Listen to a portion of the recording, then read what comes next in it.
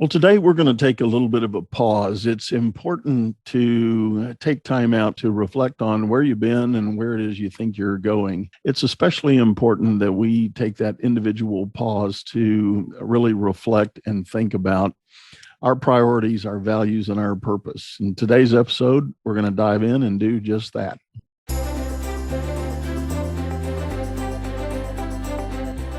You're listening to Leadership Powered by Common Sense with your host, Doug Thorpe. Here's Doug.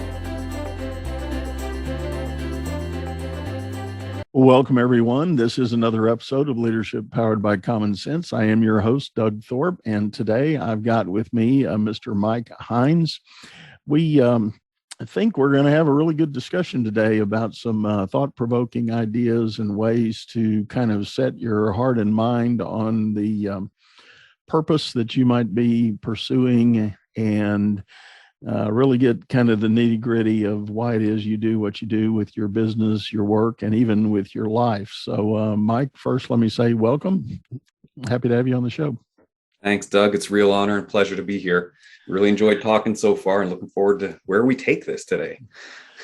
Yeah, I agree. We had quite a warm-up discussion, and as often happens, I almost wish I hit the record button when we just start doing the kind of meet greet interview. It was a good one, but we'll replicate parts of that and get into some other things too. So, Mike, tell everybody first a little bit about your own journey. How is it you've kind of gotten to where you are right now? Well, I've had a kind of a very fortunate career in some ways. I've gotten a ton of experience. I think I always wanted to be independently employed. And so, my first big job was teaching psychology in a psychology lab, University of Toronto. Did that for a year as a sabbatical replacement. I've also worked as a butcher. I worked in mortgages in the bank, and then going right into what we called the Great Recession. I was at a subprime mortgage lender in a small brokerage, and that kind of completely adjusted my career. I had the opportunity to reassess my life and where I was at that point. And next thing you know, I got myself on a plane, went out to California, picked up my old psychology background, psychotherapy training, and learned to do visionary craniosacral work with a guy by the name of Hugh Milne. And that really put me seriously on the path of helping others, and started to get me much more aligned with what I was on this planet to do. And as we talked a little more, I found out, oh, wow, you led 4,000 or 5,000 people through that process right around the same time. And I'm actively involved in that nowadays. I mean, with this great resignation, great reset, great reshuffle, you just pick any R word you want. And, people are doing a reassessment. And it's serious business. Our lives are in the balance, our future, our happiness. And if we're not in line, or, in some of the conversation we had earlier, what if you never had that sense of purpose, that sense of belonging? Like, what if as a child you didn't get it, the message that, hey, I'm a child of God and I belong here and I am loved and cared for? Well, we start to pick that up as adults. And I know that's work that you do, and somewhere, it's in behind the scenes. People come to me for executive coaching, but next thing you know, we're asking these deep questions. And when we really get our feet put down on the ground, that's when, our steps are steady, our stance is strong, comes through in our tone of voice and our eye contact. And people around us start to take notice in our leadership decisions, or sometimes our job hunt, the interviews come through. Yeah, you're so right. And what Mike's alluding to is, of course, the big recession that happened in 2008 when the unemployment figures went into the double digits. He and I both shared a common bond there in that we were working in mortgage finance when the crash hit. And for those of you that don't recall, one of the biggest segments of the industry or the economy, I should say, that went down in 2008 was housing and the mortgage finance world, and things came to a screeching halt for a period there. I know in my business, I had 200 mortgage banks that were my client companies for the service company I owned, and I told the story over a 45-day period. We lost 75% of our volume. And when you have a large operation going and you take that kind of a volume hit across the board, I mean, it was top to bottom. There was no differentiator. The whole industry had come to its knees. It does kind of send you on a search. And fast forward, as you mentioned, I started a nonprofit to help job seekers. And one of the big revelations for me, even running the organization, was the realization that people needed to reconnect with purpose. Yeah. Too often people would show up for the first time at one of our meetings, and I would ask them, this is what I learned to do. I'd look at somebody and say, tell me something about yourself. And inevitably they would go into a job title or job description. I'm an electrical engineer. I'm a finance service officer. I'm blah, blah, blah. And I would shake my head and go, no, you didn't answer the question. I don't care what you do. Tell me about you. And people struggled with that. People could not answer that question. Yeah. And, we start to ask those questions, and you kind of ask that second question, that follow-up question. You start to hear things, well, like I'm a father, or I'm a mother, or, I'm an immigrant, or I'm here for however many generations. And it gets more and more personal. You sort of start to peel away the layers. And sometimes you get like the real treasures, like what's absolutely brings this person joy. And sometimes, especially these days, it's like, hey, here's what's giving me heartache. Because there's always a lot of that. I mean, we've got a little more of it with everything going on in the world right now. But there's also a lot more opportunity.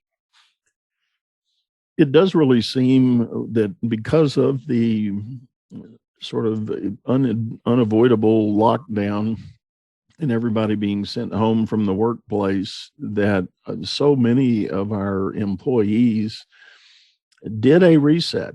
Whether it was voluntary or involuntary, they went through the process of saying, hey, what is my life right now? What am I doing? Where am I going? Why am I here? What should I be doing? And as they processed that, they came up with a different answer for what their work ought to be about. Yeah. And that's given, the leaders that I'm talking to some real challenges, especially, with the ones who are, basically their best employees could do the work of 2 or 3 people. If they're coming up with some kind of answer that's other than, doing what I used to do, we got to be in dialogue with them. And, what kind of love about this is that, it is an opportunity for these leaders to lift people up. So you can kind of go into this thing of like, oh man, I kept the lights on for these people. Now they're talking about leaving or going for higher pay elsewhere, or not coming back to work. And it can get into you, it can get inside your head and say, wow, like I put my faith in them.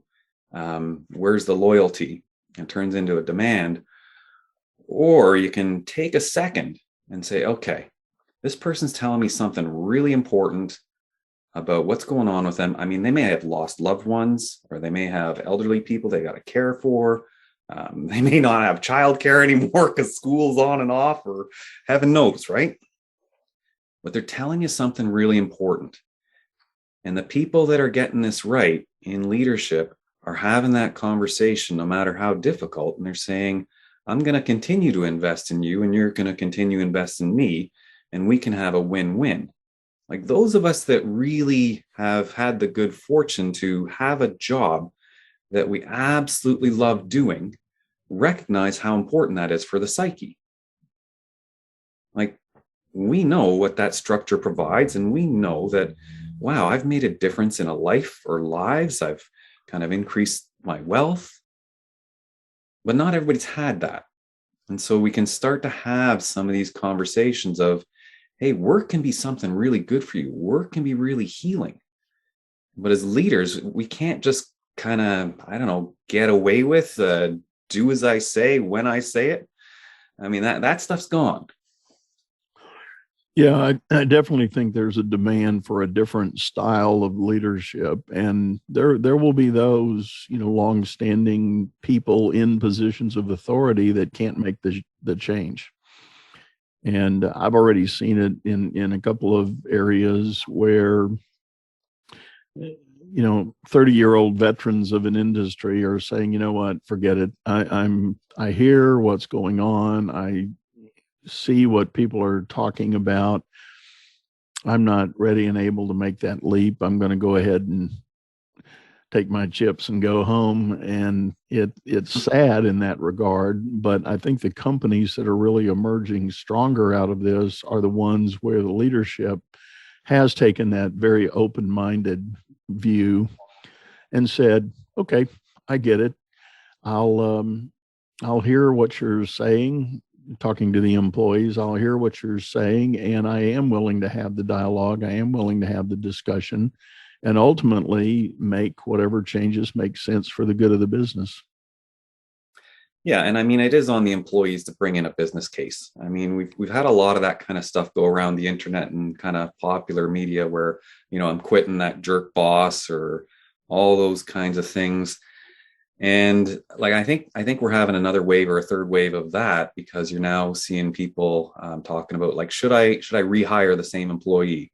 They've gone to another workplace. They found out, hey, this job's terrible too. I didn't think about it, but somebody had to quit this job for it to be an opening for me to, for me to have a job to apply to, and it's worse than where I came from, right? And so, like, there is some of this kind of balancing out that's happening. I mean, we do have to do work. It requires effort by definition, and then we're compensated for it. So it does require from the employee side to manage themselves and kind of make sure they're being a contributor in the business, right? We're all in it for a reason.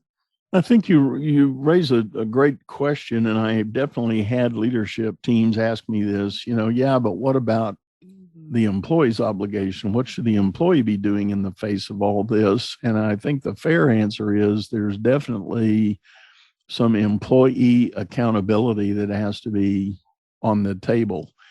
It can't be just so incredibly one-sided that the employee is calling 100% of the shots, because guess what? The average employee doesn't know everything that needs to be known about having the business be a success. No. So they've got to show up and do their part and somehow build the trust with leadership that they are making decisions that are going the right direction. And I know that's a big hypothetical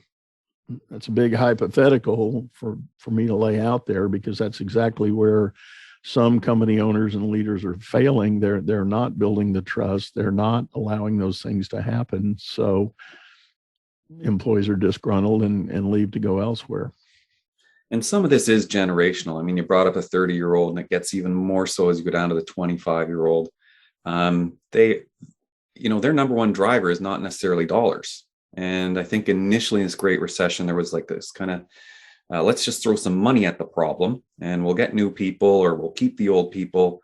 And it still didn't kind of stem the tide. And so leaders are really saying, like, what on earth do I do? And it is about having that conversation with your employees, like, hey, what's most important to you? What actually matters? And, I love in your work, it's not necessarily the work-life balance, it's like work-life harmony. As we go to, first we had kind of enforced work from home, and now we're looking at all these kind of hybrid models or work from anywhere models. Like, our work world may be permanently changed, not every industry, but for a lot of people. And you got to know what drives your people. Why are they there? And really, you don't want it to be just over a paycheck. Like, you want to have them have some skin in the game, and you need to know who you've got at the table, who you've hired in the first place. And that's just a bit more time, and it's upfront time. You need to be having some of these conversations right up front. Don't wait till a year later and say, so far that you had a good year. Right. And it's a different style, but that accountability's got to be more ongoing. Yeah, having that open dialogue, I think, is so critical. And you're right. I've shifted in my own thinking and in my writing about the work-life balance conundrum that was out there for a long time. I think the more appropriate word nowadays is harmony. Mhm. Finding the connection where both elements of our being are working in harmony with each other, not contending for time, which I think is what the work-life balance model suggested and got everybody kind of skewed off on one side, thinking about the time element of everything. And while time is very vital, we're all, strapped in that regard, how much time we've got. It's the dynamic of how you blend those things together that make for better success. Absolutely. And it is a different answer. I know I was talking to a young person the other day who just kind of said, look at, my dad's way of doing this is he outsourced the family and devoted his entire life. He never worked less than 60 hours a week. And I want no part of that. And, there's somebody who's, I guess, 28 years old, entering the workforce, has his, second job now, but this one's solid. He's not looking for, hey, what's the corporate ladder hold for me and how many hours can I put in to get there? And so that's a different kind of mindset that we've got to deal with. And it's weird because, when we look at a customer acquisition model, when we build out an advertising campaign, we have it figured out, like, what are our points of contact so that this person begins to know, like, and trust us. We actually kind of have to use that same model of building a funnel for our own employees now, so that people come closer and closer and closer to us and become more and more engaged, so that over time we're actually leading to them. And Yeah. I mean, this from sports, right? We've got our draft, and then we've got our minor leagues, and then we've got our major leagues, and we kind of get them more involved in the organization. We've got our eye on the people we want to have around. Yeah. Yeah. No, I think that's a good point. And it is that mechanism for developing that bond that is going to be so critically important. And I tell you what, I think we'll take that as our theme as we go into break here. We'll come back in the second half. We'll talk about this effort that employers can do to build the right bond, or actually build a environment of trust, which is another one of my favorite topics. But we'll be right back after this break. Business is all about solving complex problems as fast as you can create them. Become the best problem solver by leading others to greatness too. And the first step is going to DougThorpe.com. Doug Thorpe is known globally for coaching entrepreneurs and business leaders, improving their performance and the work output of everyone surrounding them. You can find health, wealth, and happiness by learning to lead others to health, wealth, and happiness. Go to DougThorpe.com now and order Doug's books or hire him to coach your managers. That's DougThorpe.com. Hello again, everyone. We're back, and today I'm talking with Mike Hynes. Mike and I have been talking about this mind shift to help the new normal, I guess we can call it, or the new work environment that everybody's facing. And what we talked about in the first half, it's really driven by this idea of doing some kind of reset. We do it at a personal level when we question what it is we've been doing, where we've been going, and what we think we're about. And it's clear that the workforce in the modern business world at large has done a reset.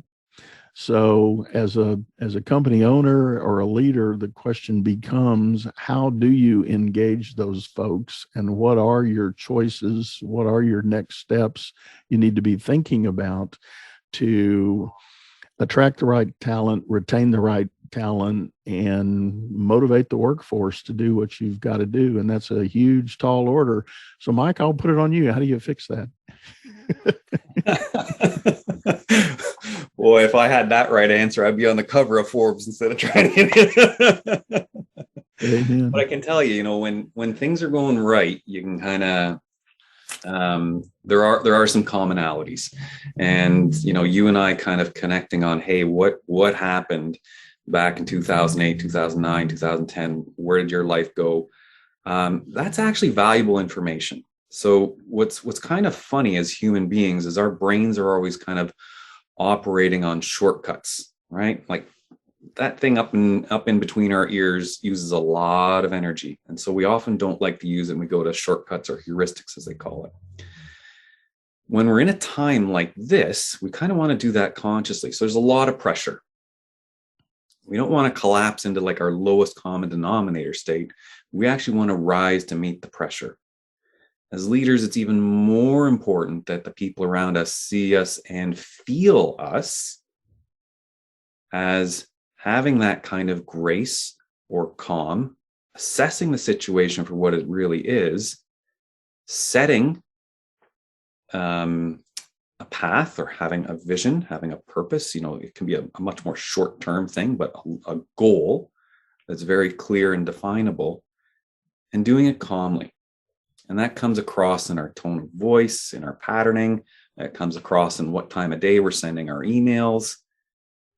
People can tell if we're kind of losing it, or if we're going to be the one who is kind of like that light into safe harbor. So that's a big mouthful. Each and every person is going to have a very individual way of leading, and each and every company in this industry, even sometimes, groups or teams, have to handle this differently. But it is, like we keep going back and forth, trust, kind connection, having a deep kind of knowing of, where your heart's at. And a piece that we, I was kind of alluding to and didn't quite make the point of why we need that, 2008 reset recession. It's like, oh, you and I both lived through that. And we both lived through harder times than that. And we got valuable life lessons. Right. Yeah. And that's the piece we got to remember in a time like this, when it's kind of chaos, right? And some people are freaking out. It's like, okay, this is hard, but I know how to do hard things. And here's the first piece I need to put in place. And here's the second piece. And here's the third piece. What I go around telling people is, hey, the first piece you got to put in place is your connection with yourself. Yeah. And then to your teammates, and then to your kind of, people who are your reports. I agree with you, Mike. And I do that with virtually all of my coaching clients. At some point, I challenge them to really think about what their sense of self is. And I don't mean that in an egotistical way, but in a grounding, in a foundational sort of way. What are the principles and values and purposes that might make up your meaning of who and what you think you are? And I'm always drawn to the famous quote from Mark Twain. He said, 2 important days in a man's life: the day he was born and the day he figured out why. And a lot of people go through and spend many years trying to figure out that why question and never quite get there. They get busy doing work, building a family, earning a paycheck, maybe even building a brand, but never really deal with that bigger question of why are you doing all that? What's it for?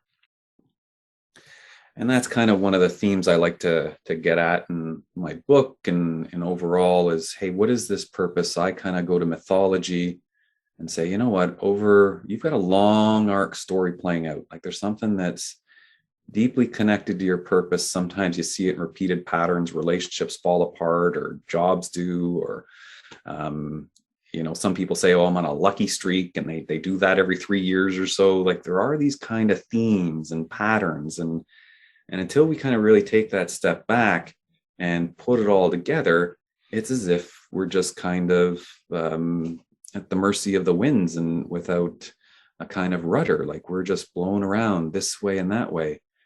And there's a way to really kind of tie it all together. But it means we take inventory personally. Mm-hmm. Yeah. And let's talk about your book. The title of the book is The Myth Guided Mind. We'll have a link for it in the show notes here, but tell us what the inspiration was on that, and what's the thrust of the teaching there. Well, the inspiration was probably I needed a COVID project myself, and I saw it. I had a lot of free time. I mean, I was working more than ever, and I still had a lot of free time. I get it.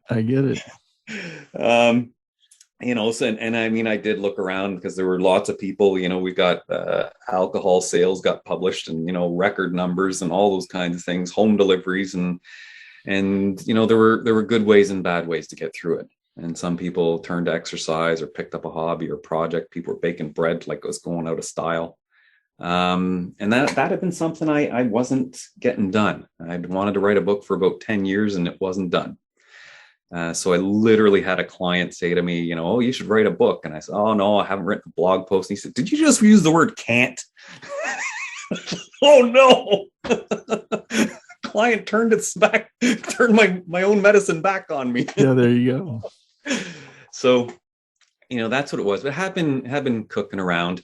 It is a bit of my personal story. I had some trauma at age 16, and then it kind of opened up my pathway. I started to look into Star Wars and some of those things that I was interested in. Joseph Campbell was big in that, so that got me interested in learning about mythology, and it put me on the path of being a healer. My first steps were going into psychology, learning about psychotherapy. I certainly needed some. But this was kind of like, okay, I've been a psychotherapist for a couple decades now. I'm actually called to do more. People were coming into my office one at a time. I was doing really good work, but I had to answer my own call. And so the book was, how do I get my message out there? How do I be of service to more people? I mean, I was already working with executives, but it's kind of behind closed doors. And I said, well, right. Make this public. Right. I've changed it up a bit as a coach, obviously. Yeah. So what are some of the themes and ideas that you cover in the book? So one of them, kind of the opening theme is how the mental health system is broken, and we really need to do better. It starts by doing better for one another. We can't just wait for a diagnosis to be put on us. I think men in particular just need to be there for one another. We seem to know it at team sports, and then you get these weird stats like at age 40, the average man has 0.8 friends. So that's not good enough. I think overall it's a book about hope. It's a book about, getting at this deep story, and it's actually, it's got these rave reviews, which kind of surprised me, but I'm happy about how inspirational it is. Yeah, good. So and not a how-to book. I gotta write a second book for that, but yeah. This is my origin story, No, congratulations on that, and getting the reviews and having it resonate with people is, of course, why any of us do that. Spend the time, and congratulations on getting your COVID project out of the way. Thanks a lot. No, I can relate. A colleague of mine and I did the same thing. We had always been talking about co-authoring a new book, and the COVID window allowed us some time to focus on that and get it done and get it out there. So yeah, there will be good things that happen from the whole COVID lockdown experience, I'm sure. But back to your point in the book here, though, I think it's so important that we invest time and allow ourselves a little bit of a journey to explore those fundamental questions. Why am I here? What am I doing and where am I going? That kind of thing is always valuable, and it's bigger than a job title or a job description. Yeah. And as I said in the first half of the show, that was my big takeaway doing the career coaching I did in the 2008 timeframe. I realized that people were hurting, not specifically because they had lost their job, but because they had lost their identity, their sense of purpose and their sense of the way forward. They were just really, really, really lost on that journey. So the big thing our organization started doing was really counseling and helping people down that path to reconnect with a, perhaps if you want to call it, a God-given sense of purpose. We certainly did that, and just help people redefine who they were and what they could be in this world, and then plot the course to go find work that supports that. Which is really rather incredible. I mean, that's a huge service. And again, you can go back a couple decades, and men used to die within weeks of retiring. Yeah. It was this very same issue of, I am my job. That is my identity. It is who I am. And I mean, God forbid, you get laid off at, 58 or something because you died sooner. Right. And, this piece of who am I really? What is this me that, started long before I had work and will continue after is really critical. And, as we were talking about, this isn't off camera, but the previous conversation, like sometimes this is, we talked about values, we talked about, Christianity, and I was raised Catholic, and, is it this place? And you said, well, that's one way, but, in that service, you had people of really every faith. And I live in Toronto, and it's very multicultural. This isn't a one size fits all necessarily, but you can see where there are these deep questions that, often religion would have answered for us. And sometimes they're just missing now. Right.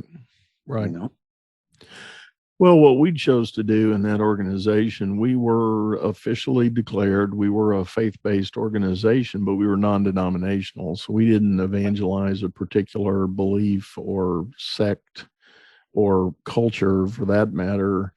But we did speak in terms of whoever you acknowledge as a higher power, there is a purpose in the whole story, and that's what you need to reconnect with.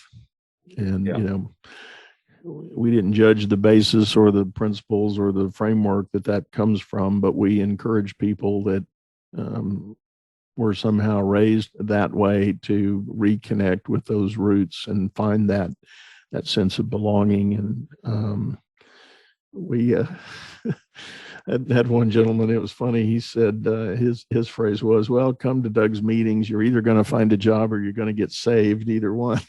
But again, we weren't preaching that way. We were teaching from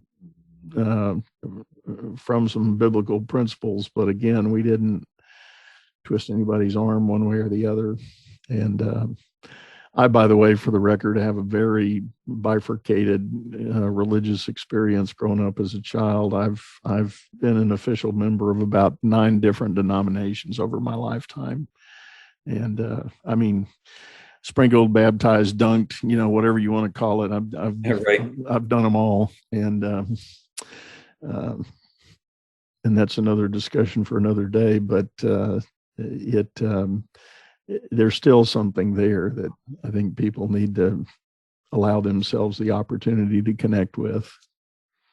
I really, really do feel that way as well. And I think, when you get into some of these things about trust and psychological safety in the workplace, and, the capacity to be candid and yet kind. So how do you really have a hard conversation with somebody if you don't know where you stand? And it's tough. Yeah, it is. It is. And we're demanded to do exactly that when we're leaders, is say, okay, we're going along, your work was good. And then, this absolute disaster happened. Now, I don't want to call you a whole bunch of names because that's the old school way of doing it. But I need you to take me through step by step what happened after, C, because it was supposed to be D and XYZ happened instead. Like, there's a hard conversation, and we have to have those all the time. Right. And it is the leader or the effective leader that has the ability to do that and have that tough conversation without losing the employee in the process, and to to get there, to have that tough conversation takes a lot of preparatory work and a lot of buildup in terms of the employer-employee relationship that I think sadly for many decades has gone unattended. It's been allowed to happen sort of organically. And the reality is what's been being proven to us in volume now is it doesn't happen organically. It takes effort. It takes the leader being very intentional about how they're going to show up for the people on the team and the kind of environment and culture they build in the team room. So I think a lot of people are having their eyes opened right now about their inefficiency as leaders. And, we got to be, again, kind of kind to ourselves and say, all right, time to grow. Yeah. Right? Like, suck it up, but but I got this, because anything worthwhile, is hard. Yeah. If it's worth doing, it's going to take some effort. Right. Yeah. Well, Mike, this has been a pleasure, and thank you for sharing today. Tell everybody the best way to get a hold of you if they're interested in hearing more about your work. Yeah, best way to get a hold of me is on LinkedIn. I think I've given you that link. The website should be up any day. I've got a version 2 website going. That's michaelhynes.ca. And of course, get the book on Amazon, amazon.com, The Myth Guided Mind. Okay. And again, folks, all that'll be in the show notes. If you're looking and want those links, you're welcome to jump over there and go visit with Mike. And Mike, any closing thoughts or summaries you want to share? No, Doug, it was great talking to you, and absolutely an honor. When I saw your blog and some of your previous podcasts, I got to talk to this guy. He's speaking the same language. I'll be preaching to the choir, so it's going to be easy to talk to you all day. Well, I appreciate that. No, I hope all your listeners are reading those blogs as well. It is a blessing. Yeah, it is a blessing, and it's steady growth, and is what's happening. And I feel honored by that, and really appreciate the following there. So we're going to wrap this up, folks. Let you get offline here, and all I want to say is thank you for listening in, and stay tuned for more episodes in these same links and channels. It's always a pleasure to visit with you. And again, thanks to my guest, Mike Hynes. And for now, we're going to sign off and see you next time. You've been listening to Leadership Powered by Common Sense, hosted by Doug Thorpe. If you would like to know more about the coaching and advisory services he provides, visit dougthorpe.com.